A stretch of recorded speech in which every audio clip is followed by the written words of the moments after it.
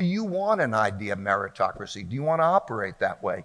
Do you want to have thoughtful disagreement, not emotional problems? Curiosity to make yourself more likely to be right? And do you want to abide by protocols that'll help you get past that disagreement? So the other thing is, you have to know what people are really like in order to have a meritocracy. And everybody has strengths and weaknesses. So the real question is, do you want to know your weaknesses? Do you want to know each other's weaknesses? Because if you know each other's weaknesses, and you're all going to be better off if you're dealing with that in a forthright way, knowing your strengths and weaknesses, because that's what makes up a great team. So when you know what someone is like, you know what you can expect from them. That's a power. So an idea meritocracy is that kind of organization. I want to give you just a quick clip of how that works, how we try to bring up information. There are many different tools, but what I found is that in order to be effective, I needed to have tools, apps, and things that were operating by that would facilitate that. So I'm going to take you into a meeting and give you a flavor for one of the tools and one of our methodologies for operating that way. A week after the U.S. election, our research team held a meeting to discuss what a Trump presidency would mean for the U.S. economy.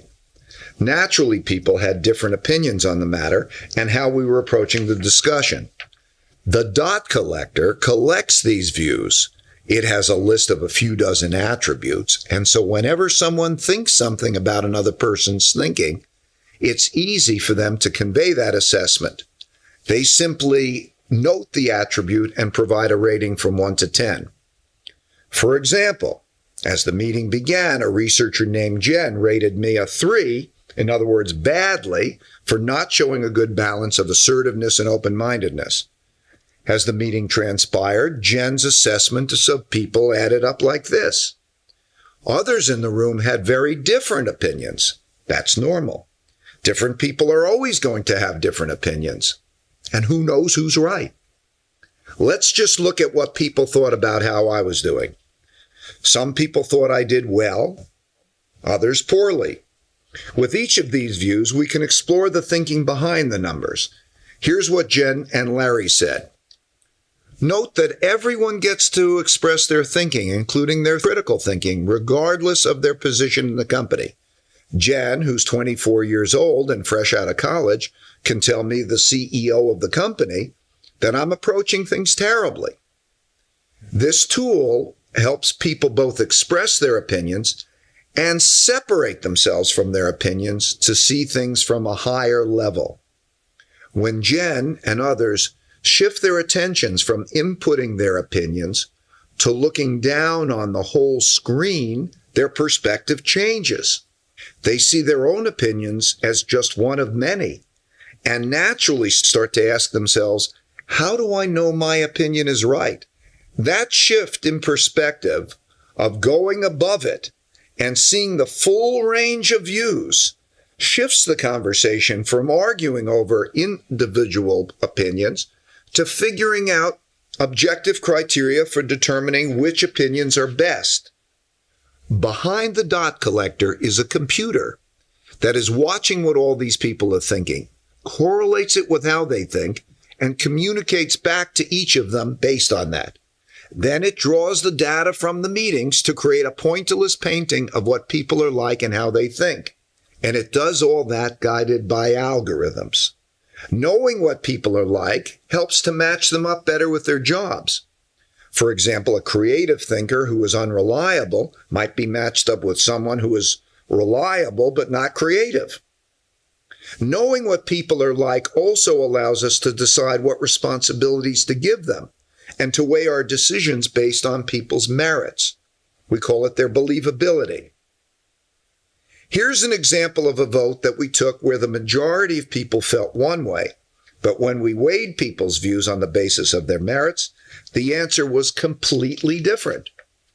This process allows us to make decisions not based on democracy and not based on autocracy, but based on algorithms that take people's believability into consideration. Yeah, so we really operate that. I just want to give you just highlight some things. First of all, anybody can criticize or anybody on the basis of a non-hierarchical approach. So we're bringing out all the complaints. We capture that information. So that way, we're building a meritocracy, an idea of meritocracy that people believe is a fair system, so that there's weighting on that, on the basis of, capabilities. And so we do this believability weighted based on data. And so nobody is going to be able to be hierarchical in that sense. You can make the decisions based on the quality of the thinking, and that can evolve over a period of time. People learn their strengths and weaknesses. And then we have behind that data, lots of data, because every day everybody's getting a 360-degree review from that. But also, we're seeing how they themselves make decisions, and we process that data in a way that everybody thinks is fair. So people are on this mission together. My goal has been to have an idea meritocracy in which we want to have meaningful work and meaningful relationships. Meaningful work meaning like you're on a mission together. And meaningful relationships is that deep relationships, but through radical truthfulness and radical transparency. And then we use those algorithms to help us. Okay, so what's the problem of doing this? And I think it's an ongoing problem. Why is that difficult?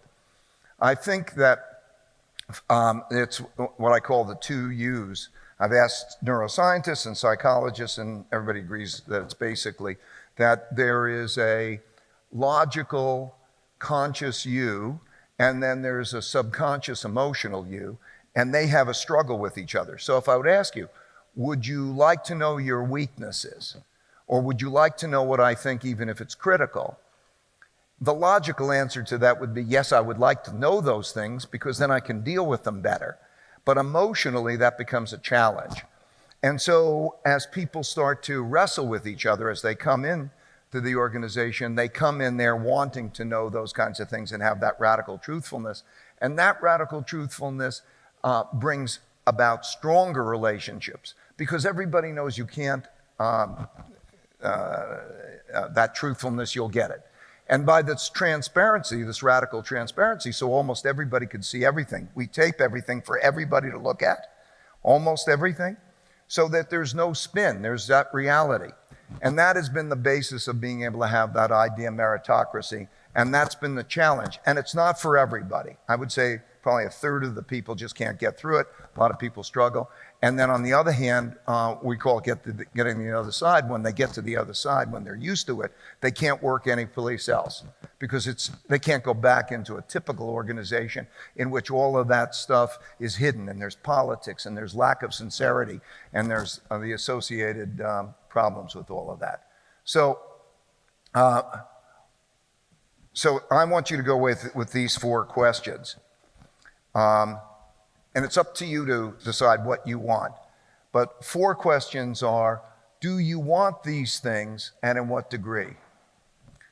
Do you want to have an idea meritocratic decision-making process in which the best ideas win out rather than the individual thinking, you having the power, a hierarchy?